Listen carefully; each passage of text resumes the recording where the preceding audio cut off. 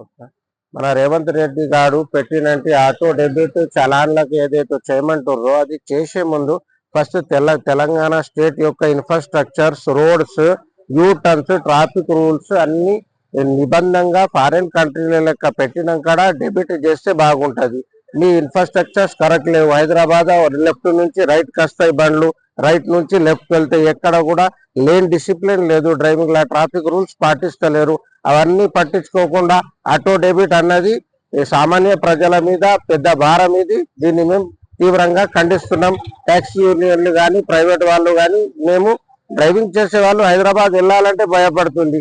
చాలా దగ్గరలో బఫర్లు వేసిర్రు, మళ్ళీ చాలా దగ్గరలో 80 ఉంది స్పీడ్, మళ్ళీ సడన్లీ 60-40 జస్ట్ ఒక 50 మీటర్స్ లోపల బండి 80 నుంచి 60-40 ఎట్లా వస్తుంది సార్? తెలంగాణలో తిరిగేటోళ్లకు ఈ సిగ్నల్స్ మేము ఫాలో అవుతాం, మాకు తెలుసు. కానీ వేరే రాష్ట్రాల నుంచి వచ్చే బండ్లు మేము సడన్లీ స్లో చేస్తే వాళ్ళు వెనకకెళ్ళి వచ్చి మాకు యాక్సిడెంట్ చేసే ప్రాబ్లం ఉంది. రూల్స్ కూడా సైన్ బోర్డులు కూడా కరెక్ట్ పెట్టి ఒక పద్ధతిగా వచ్చి మీరు ఫస్ట్ హైదరాబాద్ లేన్ మీద మేము పెద్ద ట్రక్కులు లేన్ డిసిప్లిన్లు లేవు, ఇవి ఈ రోడ్ లో నడుస్తున్నాయి. అలాని సైడ్ కొట్టాలంటే లెఫ్ట్ నుంచి మేము పోక తప్పదు. మేము హరన్ కొడితే అది 5 కిలోమీటర్లు పోయినా ఆడు లైన్ చేంజ్ చేయడు.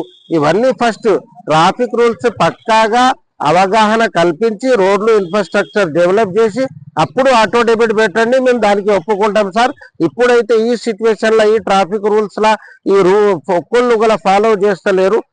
లెఫ్ట్ నుంచి రైట్, రైట్ నుంచి లెఫ్ట్ అన్నది లేన్ డిసిప్లిన్. లెఫ్ట్ పోయేటోళ్ళకి left separate road, 3 line highways correct properly పెట్టి అప్పుడు ఆటో డెబిట్ పెట్టండి, మేము దానికి ఒప్పుకుంటాం సార్.